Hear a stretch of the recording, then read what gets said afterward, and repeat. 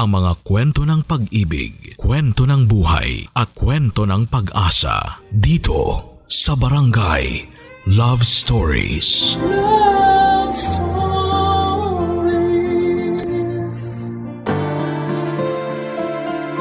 Madalas tayong naghahabol ng oras kapag nalaman nating parating na ang dulo at wakas. Bigla tayong magmamadali na masabi at magawa ang mga nakaligtaan natin at naisantabi. Ikaw kabarangay, naranasan mo na bang habulin ang oras?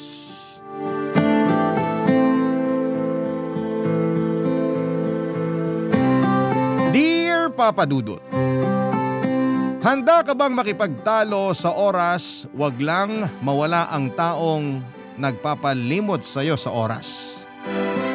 Ako nga pala si Fatima, 30 anyos. Solong anak sa pamilya, lumaking may malaking takot sa Diyos. Lumaking mapagmahal na anak. Lumaking mapagmahal sa magulang. Maswerte nga akong may tuturing dahil napunta ako sa mga magulang na hindi pabaya at marunong magmahal at maging responsable. Hindi kasi lahat ay nabibiyayaan ng ganitong klase ng mga magulang. Kaya naman ginagawa ko ang lahat para maipakita ang lubos kong pasasalamat sa aking mga magulang. Hindi na ako nagkaroon ng kapatid dahil ayon sa aking mga magulang ay hindi na kinaya ng matres ng nanay ko ang magdala pa ng isang sanggol sa mundong ito. Kaya siguro ako nabusog sa pagmamahal at atensyon dahil wala akong naging kahati sa mga magulang ko. Yon ang nakikita kong magandang resulta kapag solong anak ka lamang. Mahal na mahal ko ang mga magulang ko, Papa Dudut. Sa kanila ko natutunan na may forever nga. Kung makikita nyo lang kung paano sila nagmahalang dalawa, akala mo'y mga binata't dalaga pa lamang sila. Kung pwede ko lang i-post sa Facebook Reels ang mga paglalambingan at harutan nila. Baka nakarami na ako ng mga shares at stars. Kaya lang pinakiusap ng mga magulang ko, lalo na si tatay, na gawin naming pribado ang mga kaganapan sa pamilya namin. Alam nyo ba yung sinasabi nilang evil eye? Baka raw kasi ma-evil eye na mga inggit ang magandang mga nangyayari sa amin. Ayaw ko namang mawala at masira ang magandang pundasyon ng pamilya namin. Kaya ang mga magagandang moments ng pamilya ko ay sa amin lang din talaga umiikot.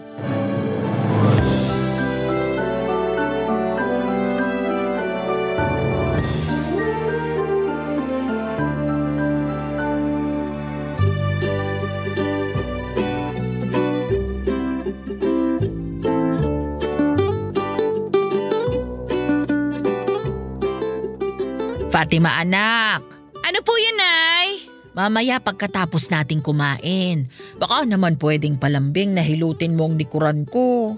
Nananakit kanina habang nag-aabang ako ng jeep. Biglaan lang, ewan ko ba? Nagulat ka pa talaga sa pananakit ng likuran mo? Pareho na tayong 65. Kahit hindi tayo gumagalaw, magdidesisyon ng likuran natin sumakit kung kailan niya gusto. Ay wag mo nga akong itulad sa'yo. Mas bata ako ng ilang buwan sa'yo. Kaya dapat ikaw lang ang sumasakit ang likuran ng walang dahilan. Nasa tukador niya rin po ba yung langis, Nay? Lotion na lang ang gamitin mo. Naubos ko na yung langis ng 1 linggo. Ako na lang magpahid sa'yo ng lotion, darling. Malambot ang mga kamay ko. E paanong hindi lalambot ang mga kamay mo? Eh hindi ka nagtatrabaho rito sa bahay. Sapol si Tatay! Kasi nga kailangan kong mapanatiling malambot ang kamay ko para hindi ka nagre-reklamong magaspang to kapag hinahawakan mo. Ay naku, lulusot pa talaga. Alam ko kung paano mapalambot ang kamay mo. Paano ba? Ikaw ang maghugas ng plato mamaya para mababad sa tubig. Lalambot na yan pagkatapos. Ay, sa wakas, makakapagpahinga na ang kamay ko sa kahuhugas ng pinagkainan. Ilutin ko na lang ang likuran mo. Ako nang bahala sa lotion. Ay, ayoko. Baka lang mas lalong sumakit ang likuran ko. Pasmado ka pa naman. O edi yung pasmadong kamay ko na lang ang gagamitin ko panghilot sa'yo. Makakatipid pa tayo sa lotion. Kadiri ka talaga, darling. Hindi ko alam kung bakit ikaw ang pinakasalang ko. Lagot ka, Tay. Bumawi ka. Huwag mo kasing gamiting panglambing niyang pasmado niyong kamay. Hindi nakakagwapo yan. Ha? Hindi nakakagwapo? Dahil nga sa pasmado kong kamay, kaya napaibig ko ang nanay mo. Hindi ba, darling? Napaibig mo ako dahil ikaw lang tong may pinakamagandang tricycle sa lugar natin. Dahil nga sa hudas sa tricycle na yon, kaya ako pinasma. Pinasma ka dahil marami kang babaeng hinahatid sa tricycle nung binata ka pa lang. Ay hinahatid ko lang naman sila para makipagsayawan. Ikaw naman, pinagsisiloso mo pa rin ang mga yun. Si Lukring, lagi mong hinahatid kahit wala namang pasayaw na pupuntahan. Hindi ko naging tipo si Lukring. Mawalan man tayo ng bigas ngayon. Huwag mong idamay na sumpain ng bigas. Mas importante yon kaysa sa pagiging babaero mo noon. Bumalik na naman tayo sa nakaraan. Nagiging historya na naman si nanay, oh. Nakabuo na naman po siya ng time machine dahil sa selos. Napakasilosa mo eh. Alam mo namang sa'yo lang ang puso ko.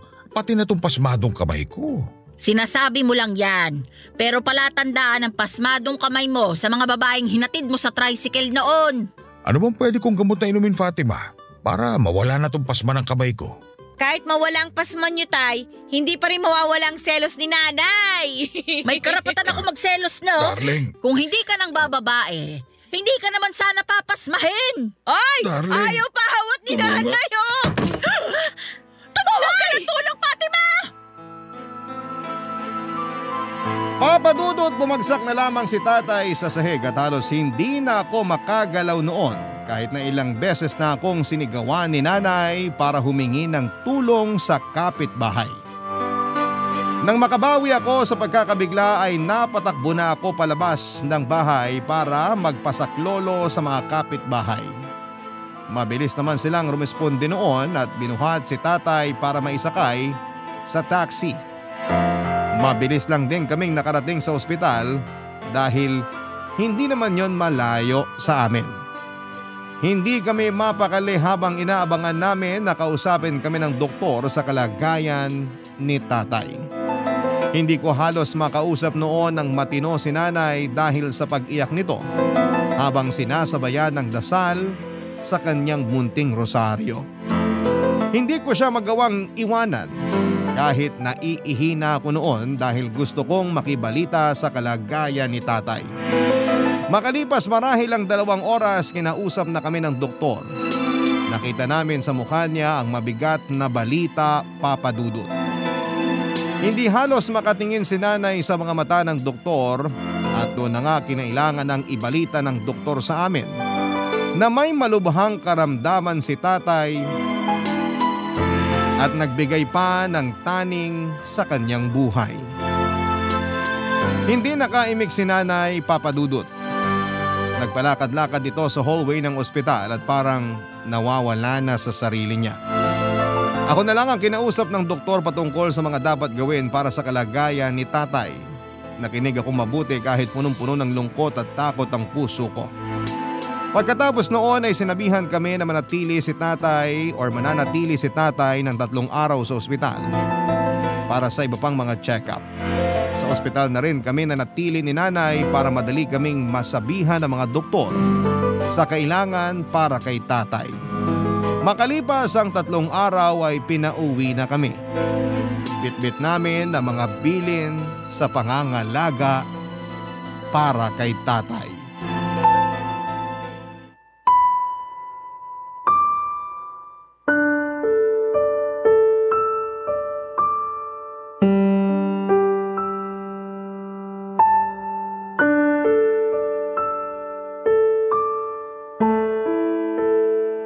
O Tay, dahan-dahan lang po sa paglalakad.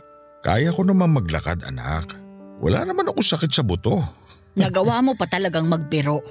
Kung hindi ko idadaan sa biro, pati ako malulungkot. Malungkot naman talaga ang nangyari sa'yo. Pero hindi ibig sabihin ay magbababad na ako sa lungkot. Marami pa naman akong araw na natitira kasama ninyo. Kung matigas ang ulo mo, babawasan niya ng Diyos. Ganyan. Magbiro ka nga, darling. Para mabawas-bawasan naman ang pag-aalala mo. Hindi mo matatanggal ang pag-aalala ko sa'yo. Huwag po kayong ma-stress pareho, please. Paano bang hindi masistress alam na natin ang kalagayan ng tatay mo? Nay. Mabuti nga't nalaman natin. Ibig sabihin lang, binigyan tayo ng Diyos ng pagkakataon para bumawi. At gamitin ng tama ang natitirang oras ko sa mundo. Hindi na natin sasayangin pa ang oras. Tama po kayo. Hindi tayo magsasayang ng oras. Kaya sa lalong madaling panahon, kailangan sipagin tayo sa pagpapagamot sa inyo, Tay. Lahat ng ipapagawa ng doktor, susundin natin. Lahat ng gamot, bibili natin. Kung kailangan manatili sa ospital, gagawin natin. Ihahanda ko na lagi ang bag para sa mga damit mo. Kung sakaling kailangan nating mag-apura sa biglaang pagpunta mo ulit sa ospital. Mabuti ng handa. Bibili ako ng bagong unan mo bukas para magamit mo sa ospital. Pinaghahandaan niyo ang sakit ko. Bakit hindi niyo na lang paghandaan kung paano pa ako mapapasaya habang nandito ako sa mundo? Kapag magaling na po kayo, paghahandaan naman natin ang magpapasaya sa inyo. Konting tiis lang po, Tay. Makakapasyal at magagawa nyo ng muli lahat ng gusto nyong gawin. Sasamahan pa namin kayo ni Nanay kung gusto nyo magsabong ulit. Tama si Fatima. Magpagaling ka ngayon. Sa susunod ka na magpakasaya. Gusto kong magpakasaya ngayon at sa mga dulo ng araw ng buhay ko. Yun lang ang gusto kong gawin. Hindi naman pwede yan. Kailangan nating mapahaba ang buhay nyo, Tay. Para mahaba rin ang panahon na makapagplano ng magpapasaya sa inyo. Kayong dalawa talaga. Kung ano-ano naiisip. Bakit hindi nyo hayaan kung ano mangyayari ngayon? Parang ang gusto mong gawin hayaan na lang namin na kumalat ang sakit sa buong katawan mo.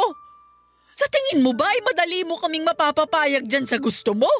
Na-enjoy ko na ang mundo. Masaya na akong umabot sa ganitong edad. Hindi ka susuko sa buhay. Lalaban ka para sa amin ng anak mo. Gusto ka pa naming makasama. Ayaw mo na ba kaming makasama? Ano bang ayaw kayong makasama? Yun lang ang nagpapalakas sa akin. Ang malamang makakasama ko pa kayo. Kaya nga magpalakas at magpagaling kayo, Tay. Magpapa-ospital at magpapagamot kayo. Kung gusto niyo makasama pa kami ni Nanay, ha? Ayoko magpa-ospital. Mauubos lang ang oras ko riyan. Gamitin na lang natin sa mga bagay na magpapasaya sa akin. Tulad po ng… Pagsama niyo sa akin sa pagkakape sa umaga sa bakuran. Sasamahan niyo ako magdilig ng mga halaman. Magagawa natin yan habang nagpapa-ospital ka. Manghihina lang ako lalo sa ospital. Ginawa po ang ospital para palakasin kayo. At ginawa ko ang bahay na to para maging masaya ako. Ito ang pinipili ko. Hindi ang ospital na sinasabi nyo. Hindi na kami nakipagtalo kay Tatay Papadudut. Ayaw naming pasamain ang kanyang loob lalo't baka makaapekto yon sa kanyang kalusugan. Kahit tutol kami sa gustong mangyari ni Tatay ay nagkunwari na lamang kami ni Nanay na ayos kami sa kanyang desisyon.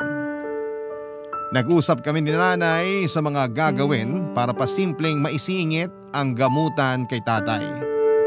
Nahirapan kami sa pagpapapayag sa kanya na magpa-ospital, pero sinubukan namin. Kilala namin si Tatay, may katigasan ang ulo nito.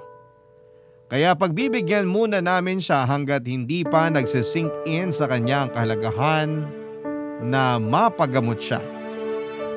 Naglambing siya sa amin na manood ng paborito niyang lumang pelikula. Nasa sala kami noon at inaasikaso ang lahat ng kailangan niya. Pinakiusapan niya kaming umupo na lamang at samahan siyang manood ng pelikula. Naglambing din si Tatay na kung pwede namin siyang ipagtimpla ng kape at ipaglagay ng biskwit sa mangkok na papapakin niya. Agad namang kaming sumunod, Papadudut. Hindi ko trip ang pelikulang pinapanood namin dahil may kalumaan na ito. Pero nanood ako. Kahit si Nanay na alam kong hindi rin mapakali ay napapirme sa pinapanood na pelikula. Iyon marahil ang nakita niyang takas para makalimutan pansamantala ang kalagayan ni Tatay. Si Tatay naman habang pinagmamasdan ko ay parang walang bakas ng takot o pag-aalala sa kanyang estado. Panay pa ang tawa niya at kwento sa amin nung unang beses niyang napanood sa sinihan ang pelikulang pinapanood namin. Naiiyak na lamang ako habang pinakikinggan ang mga tawa at boses niya, Papadudut. Parang minememorya ko na yon kung sakaling balang araw ay hindi ko na yon pwedeng mapakinggan pa. Sa ganong pag-iisip ay napalabas na lamang ako ng cellphone at palihim na binivideo ang mga tawa ni tatay habang nanonood ng pelikula. Hindi ko yon sinabi sa kanya, alam kong tutol siya sa makabagong teknolohiya tulad ng cellphone at Facebook.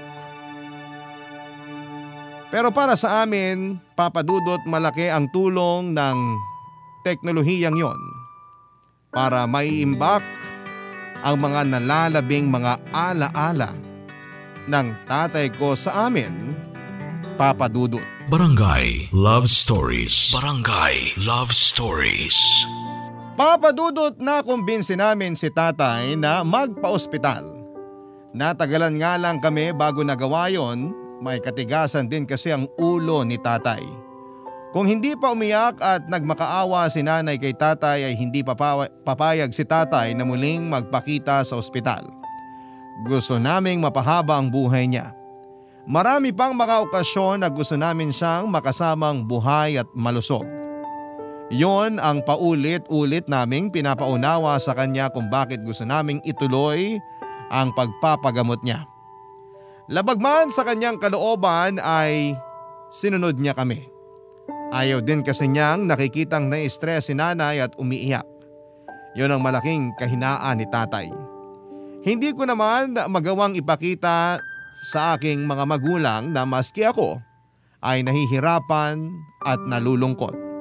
Dahil alam kong sa akin na lamang sila kumakapit noon. Pinatatag ko ang loob ko sa pag-asang makatulong yon sa mabilis na paggaling ni tatay. Sa paglipas pa ng mga araw at linggo ay napansin namin na hindi na masyadong may epekto ang pagpapaospital at pagpapagamot ni tatay.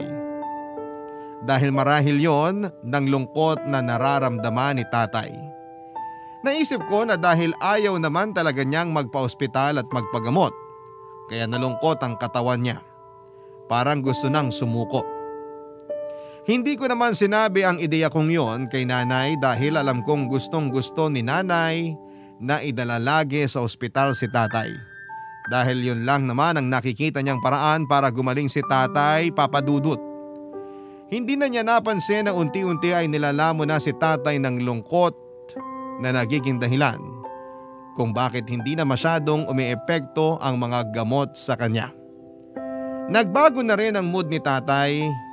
Lagi na rin itong iritable at galit. Kahit konting bagay lang na mapansin niya ay papatungan niya lagi ng galit. Hinabaan ko ang pasensya ko dahil ang galit ay nagtatagong kakambal ng lungkot.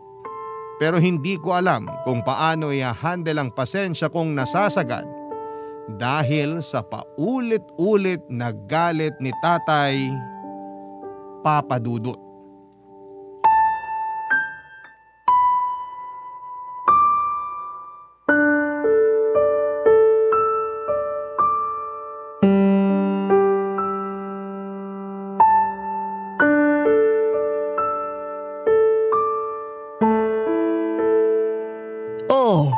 Hindi mo na naman ginalawang pagkain mo, darling.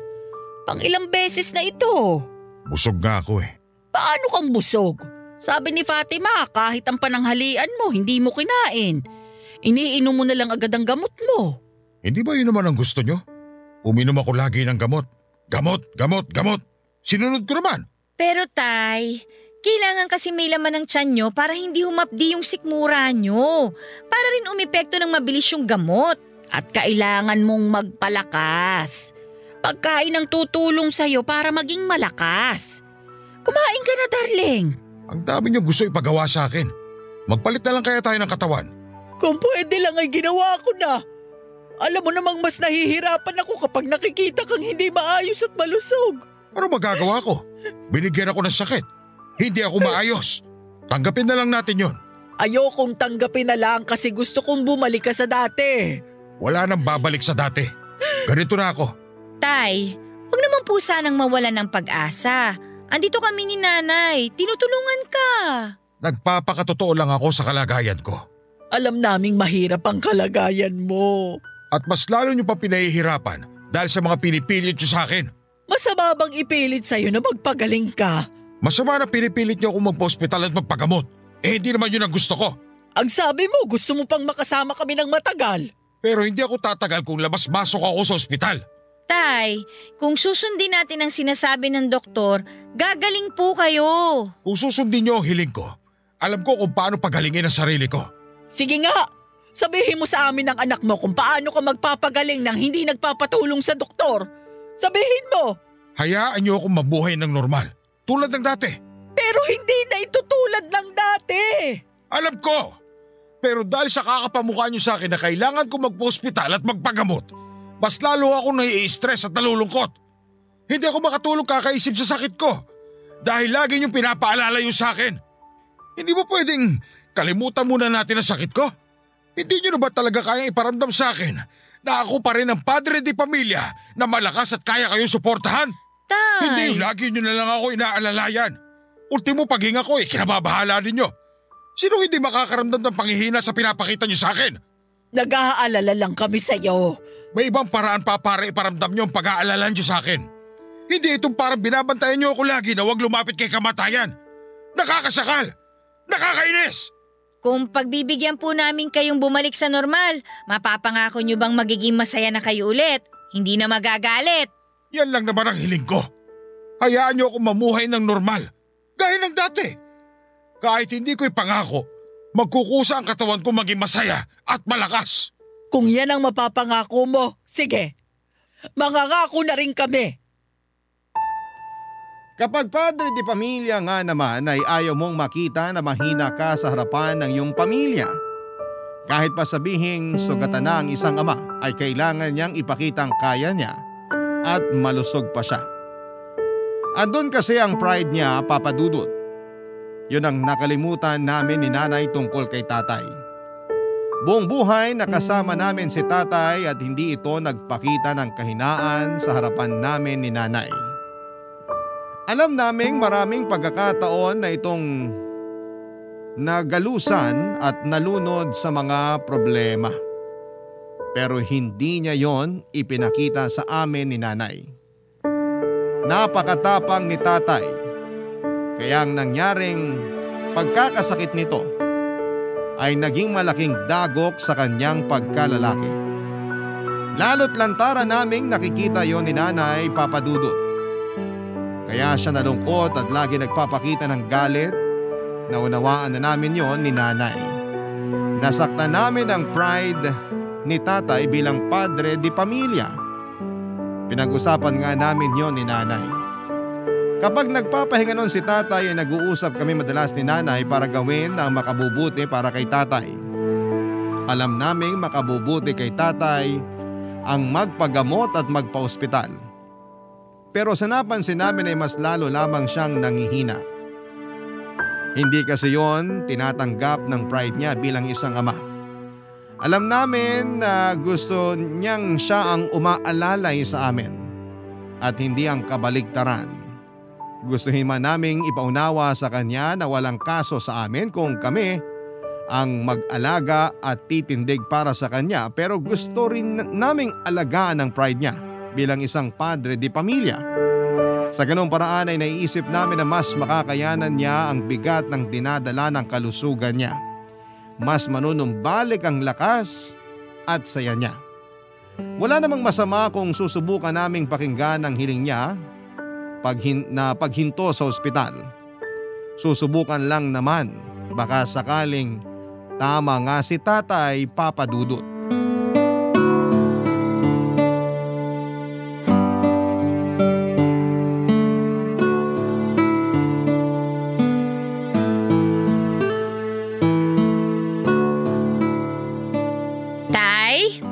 Ano yun? May gusto lang po sana kaming itanong sa inyo ni nanay. Kung itatanong niyo sa akin kung kailan ako papayag magpa-ospital ulit, huwag niyo nang subukan. Ako na nagsasabi sa inyo, huwag na huwag niyong susubukan. Hindi na po namin kayo pipilitin. Kung ayaw mo talagang magpa-ospital, sige. Susundin natin kung ano man yung gusto at plano mo. Pero hiling namin na sana kumain pa rin kayo ng maayos, matulog ng sapat, At saka bibili kami ng mga prutas at gulay para sa inyo. Ayos sa akin yan. Mas gusto ko magpalakas kung ganyan lang ipapagawa niyo sa akin. At sana, huwag mong tanggihan ng vitamins mo. Sige, payag ako. Gusto naming malaman ni Nanay kung ano po bang plano niyo ngayon na hindi na kayo magpapa-ospital. Hindi niyo ba ako papagalitan? Bakit naman po kami magagalit? Dahil baka hindi tayo tugma ng mga gusto mangyari para sa sarili ko. Katawan mo yan. Ikaw ang nakakaalam kung ano ang kailangan mo. Pasensya ka na kung pinipilit ka namin sa mga ayaw mong gawin. Wala nang kaso yon. Alam kong gusto niyo lang naman akong gumaling. Mabalik tayo sa mga plano mo. Ano ba talagang gusto mong mangyari, darling? Darling, gusto ko lang naman mamuhay tulad ng dati. Hindi ba talaga pwedeng magkunwari na malusog ako? Na mahaba pa ang buhay ko? Subukan natin magpanggap para hindi maalala ng katawan ko na may pinagdadaanan nito. Sige. Meron pa po ba kayong gustong gawin o ipagawa sa amin ni Nanay? Meron. Gusto ko ng 1 buwang Pasko. Matagal pa naman ang Disyembre. Mapaghahandaan pa natin yan. Malilinis ko pa lahat ng mga dekorasyon natin sa Pasko. Huwag na natin hintayin ng Disyembre dahil malayo pa yun. Ano pong balak niyong gawin? Gusto ko mag-celebrate tayo ng maagang Pasko. Ngayon din. Ngayon na? Tutulungan kita, darling, sa paglilinis sa mga dekorasyon pang Pasko. Pati na pagsabit ng parol at Christmas lights. Fatima anak, gusto ko maghanap ka ng mga pelikulang pampasko na papanoorin natin sa gabi. Pakihanap mo na rin ng mga lumang CD ko ng mga Christmas song. Patutugtugin natin yung sa component tuwing umaga pagkagising. Sasabayan natin ng mainit na kapeng barako o batirol. Mukhang matagal mo nang naplano ito ah. Nung nalaman kong may taning na ang buhay ko, ito kagad ang rumihistro sa utak ko. 1 buwang Pasko. Maagang Pasko. Ano, mapagbibigyan niyo ba ako? Oo naman po, Tay. Mukhang pati kami magiging masaya niyan. Nai-imagine ko na yung mainit na baterol sa umaga na sumasabay sa Christmas songs. Magugulat ang mga kapitbahay natin. Baka nga makisalo pa sila sa atin eh. May nagbebenta na kaya ng keso de bola? Ayos na sa akin kahit anong keso. Ipapares ko sa mainit na monay at baterol. Hanap din ako ng hamon de bola mamaya. Sana makabili para mas malasahan pa natin ang Pasko. Nagustuhan ko tong plano mo, darling. Nararamdaman na ng katawan kong Pasko. Dapat magpalitan din tayo ng regalo, ah. May naihanda na akong regalo para sa inyo. Itinago ko sa ilalim ng kama. Oh, huwag niyong titignan ha? Papa Dudut, nakita ko kung gaano kasaya si tatay ng mga oras na yon. Tila nawala ang pangangayayat at pamumutlaan niya. Sumigla ulit siya habang iniisa-isa ang mga plano niyang mangyari sa maaga naming Pasko. Yan lang pala ang makapagbabalik ng saya sa kanya, Papa Dudut. Pinagtimpla pa niya kami ni Nanay ng orange juice at pinagpainit ng pandikoko para mapagsaluhan namin habang nililista ang mga dapat naming gawin. Nagkatawanan at nagkatuksuhan pa para kaming bumalik sa mga panahon na hindi pa namin alam ang tungkol sa sakit ni tatay. Panayang sulyap ko kay tatay na nangunguna sa pagpaplano. Si Nanay naman ay nakita ko kung gaano kalapad ang ngiti niya habang pinagmamasdan ang panunumbalik ng sigla ng kanyang asawa. Masaya ako dahil masayang muli ang mga magulang ko. Pasko ng paboritong okasyon ni tatay. Naalala ko na bata pa lamang ako ay siya na mismo ang umaasikaso lahat para sa Pasko. September pa lamang ay nagsasabit na ito ng parol sa labas ng bahay. Chine-check na rin niya kung may napundibang ilaw sa Christmas lights namin. Sinusuklay ng maayos ang Christmas tree namin. Nakalista na rin ang mga balak niyang iregalo sa amin at sa mga inaanak niya. Ganon kung maghanda si tatay sa Pasko, Papa Dudut. Pati ang pagluluto ng Noche Buena ay siya rin mismo ang umaasikaso. Sa ganong paraan siya nabubuhayan at naliligayahan, Papa Dudut. Kaya pala yon ang hiniling niya sa amin noong mga panahong nanghihina at nalulumbay na siya. Pasko pala talaga ang pangbawi niya sa pinagdadaanan niya. Kaya wala kaming pag-atubiling ibinigay sa kanya ang maagang Pasko na gusto ni Tatay Papa Dudut. Barangay Love Stories. Barangay Love Stories.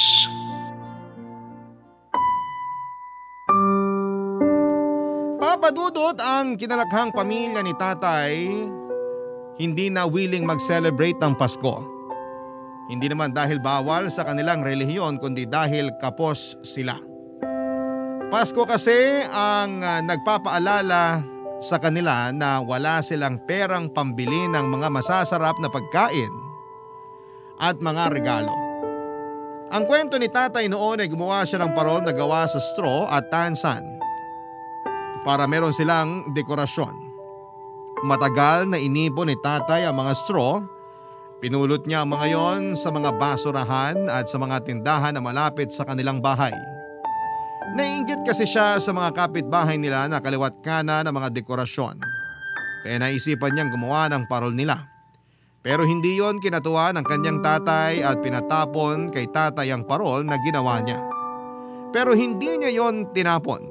Nilagay niya yon sa ilalim ng kanyang kama. At inilalabas niya sa tuwing nakakaramdam siya ng lungkot at inggit sa mga batang nakakapag-celebrate ng Pasko. Kaya naman noong nakawala na si Tatay sa kahirapan ay sinigurado niyang matitikman niya lagi ang saya ng Pasko. Yun din ang pinaranas niya sa amin ni Nanay. Hindi siya nagkulang sa amin pagdating sa pag-aasikaso sa Pasko. Gusto niyang maibigay sa amin ang masayang Pasko na hindi na ibigay sa kanya ng mga magulang niya. Lagi yung sinasabi ni Tatay sa amin ni Nanay, Papa Dudut. Hindi naman ako nanawang pakinggan yon. Gusto lang kasing ipakita at ipaunawa sa amin ni Tatay kung gaano kami kaswerte na nagagawa naming magsabit ng parol at magtayo ng Christmas tree kada Pasko. Dahil hindi lahat ay may kapasidad para makabili at makagawa noon. Lalo na ang mga handang pamasko.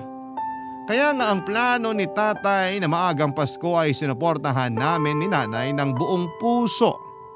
Dahil nadadamay din kami sa kasiyahang dulot noon, Papa Dudut.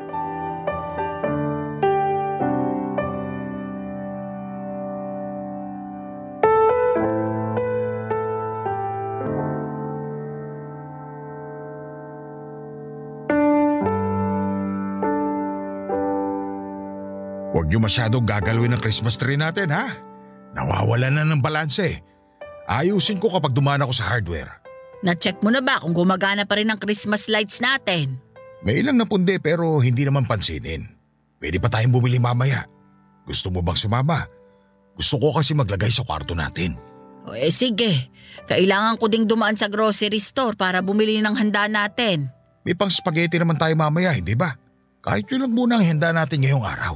Hindi ako mapakali kapag walang queso de bola. Alam mo namang yun ang paborito ko. Order na lang ako online para hindi ka na mahirapan sa paghahanap. Ay nako, baka matagalan pa yan bago dumating. Gusto ko nang makatikim mamaya. Yun ang papapaking ko habang nanonood tayo ng pelikulang Pampasko.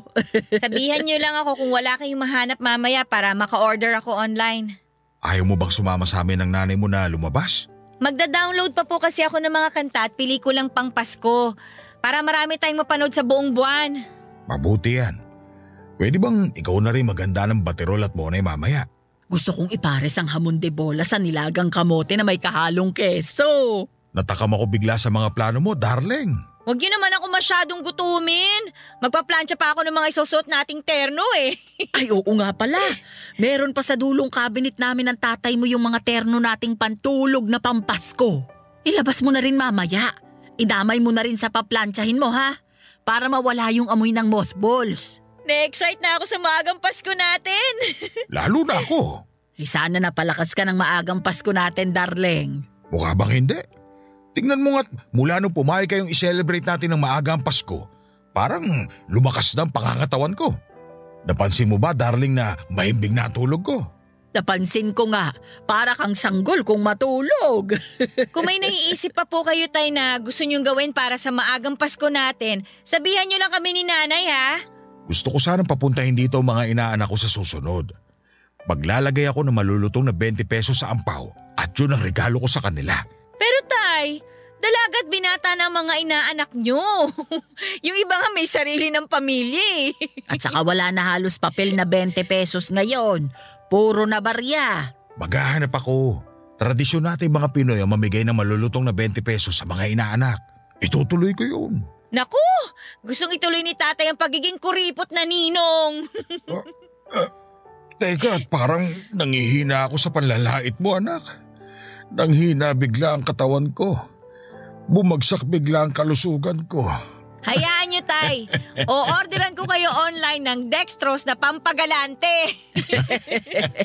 Huwag mo nang asarin ang tatay mo. Pag yan nagtampo, baka biglang magpa-ospital. Sige ka, mapopospo ng maagang Pasko natin. Niyakap ni tatay si nanay sa huling biro nito. Napangiti ako habang nakatingin sa kanila. Nanumbalik na rin ang sigla ng relasyon nila, Papa Dudut. Nagkaroon talaga ng problema sa relasyon nila mula noong nalaman namin ang tungkol sa karamdaman ni tatay. Lalo na nung pinipilit na ni nanay ang mga gamot kay tatay. Madalas silang nagkakatampuhan ng dahil doon. Pero noong pinagbigyan din nanay si tatay na huwag nang magpa-ospital ay doon na nagsimulang bumalik ang lahat. Bumalik ang giliw nila sa isa't isa, Papa Dudut. Madalas ko na silang nahuhuling naglalambingan sa tuwing nanonood kami ng mga pelikula na nakikita ko ang mga panakaw na halik ni tatay sa noo at pisngi ni nanay. Hindi nawala ang pagmamahala nila. Nagtago lang noong mga panahong mas inuna nilang ipakita ang galit at lungkot nila. Masaya akong hindi na nagtagong muli ang pagmamahala nila. Dahil gustong gusto kong nahuhuli yon sa paligid nila. Nagpatuloy ang selebrasyon namin ng maagang Pasko, Papa Dudut. Sinunod namin ang gusto ni tatay na maglaan ng isang araw para sa mga inaanak niya. Alam ng mga inaanak niya at mga kamag-anak namin ang tungkol sa karamdaman ni tatay. Nakwento na rin namin ang dahilan ng maagang Pasko namin. Buo naman ang ipinakita nilang suporta. Natuwa ako na kumpleto ang mga inaanak ni tatay na dumalaw sa amin. Magiliw nilang tinanggap ang malutong na 20 pesos na nakasilid sa angpaw. Sumayaw at nagkantahan pa ang mga ito bago iabot sa kanila ang angpaw. Dahil yon ang nakasanayan ng mga inaanak ni tatay sa tuwing dumadaan sila sa bahay noon para kunin ang kanilang aginaldo. Marami pa kaming ibang ginawang selebrasyon para sa aming maagang Pasko, Papa Dudut. Isa na doon ang pagbibigay ng regalo. Pagkatapos naming kumain ng hamon de bola, nilagang kamote na may keso at fruit salad ay nagsama-sama kaming pamilya sa harapan ng Christmas tree para iabot ang mga regalo namin sa bawat isa, Papa Dudut.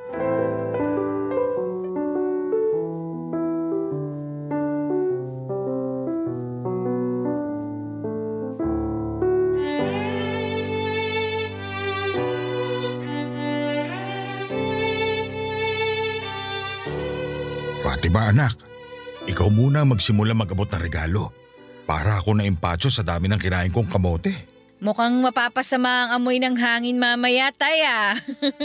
Pinapak mo na lahat ng kamote eh. Salad na lang ang tinira mo sa amin ni nanay oh. Masisisi niyo ba ako? Sinarapan ng nanay mo pagkakalaga sa kamote. Ang hinalo kong keso ang nagpasarap doon. Hindi darling, ang pagmamahal na hinalo mo nagpasarap doon. Pakis nga. Kung hindi ka lang busog, baka nakurot na kita sa tiyan at hita mo. Mamaya na pong maglambingan. Pasintabi naman sa mga single na kagaya ko. O siya, simulan na natin mag-abot ng regalo. Mauna ka na anak at lalambingin ko pa tong nanay mo. Ay nako, nang inggit pa talaga ulit. Okay, ito nang regalo ko para kay nanay. Hindi ko na binalot ha. Bra! Paano mong nalaman na kailangan ko nito? Hula ko lang naman, Nay. Napansin ko kasi kapag nagsasampay na kayo ng mga nilabahan, kulang na lang humingi ng saklolo sa akin ng mga branyo para ibaon ko na sa lupa. Gusto na nila mag-rest in peace, Nay! Salamat anak ha. Alam mo talagang kuripot akong bumili ng bra. Pati panty. Gusto na rin humimlay ng mga panty mo, darling. Ay, nagsalita ka naman dyan. Sakto ang regalo ko sa'yo. Oh, buksan mo na. Merry Christmas! Maagang Pasko sa'yo, darling. Tingnan ko nga kung anong laman nito. Brief! Large! Hindi na bacon ang mga isusuot ko. Kasi naman, puro bacon na nga. Kulang na lang lumundag na sa kawali ang mga brief mo para magpaprito. Salamat, darling. O Tay, heto naman ang regalo ko sa inyo. Ano ito?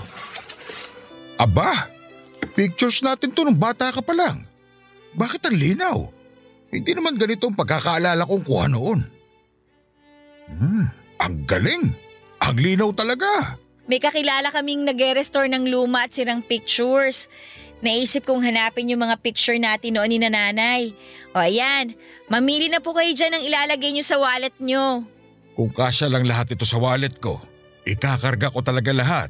Tanggalin nyo na po kasi yung mga resibo sa wallet nyo para magkasya lahat dyan sa wallet. Ako naman. Anak, ang regalo ko sa'yo ay 3 buwan kitang ipaglalaban ng damit at hindi kita paghuhugasin ng plato sa loob ng 4 na buwan. Pirmahan mo na tong kontratang ginawa ko para maisakatuparan na natin. Wow, Nay! Mas kuripot ka pa pala kaysa kay tatay! Ay, ayaw mo pa? Pwede kong bawiin. Marami kang huhugasan mamaya. Nakita mo naman ang lababo natin. Joke lang! Thank you, Nay! Tatagal na rin sa wakas ang nail polish ko. Kikinis pa ang kamay ko. Ako naman. Ito ang para sa'yo, darling. Ano ba ito? Oh, lipstick! Napapansin ko kasi na lagi ka napapangiti. Kapag nagpapahid ka ng lipstick sa harapan ng salamin, mas lumiliwanag ang mukha mo. Natutuwa ako. Kaya habang nandito pa ako sa mundo, ako ang supplier ng lipstick mo. Merry Christmas! Maagang Pasko, darling ko. Merry Christmas! Maagang Pasko sa'yo, darling ko. Salamat sa pagpapangiti mo sa akin. At syempre, hindi naman kita pwedeng kalimutan, anak. Para sa paborito kong anak. Ako lang naman kasi ang anak niyo, Tay eh. Ito ang regalo ko sa'yo. Teka, Tay, ito yung paborito niyong relo ah. Binibigyan niyo na po sa akin to? Hindi na rin kasi kaya ng kamay ko na magsuot ng relo. Alam mo na, mahina na talaga ang katawan ng tatay mo. Pero ang totoong dahilan kung bakit ko gustong ibigay sa iyo ang relo na yan ay dahil ayokong kaligtaan mo ang oras na meron ka sa mundo. Isuot mo yan palagi para may paalala sa iyo na huwag magsasayang ng oras, lalo sa mga bagay at tao na nagpapasaya sa iyo. Merry Christmas! Maagang Pasko, Fatima. Merry Christmas! Maagang Pasko sa inyo, Tay.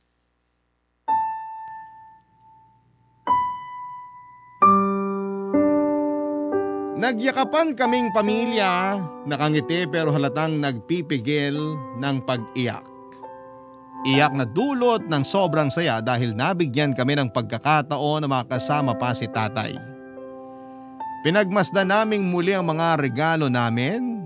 Nagpicture din kami gamit ang lumang kamera ni tatay nung binata pa siya.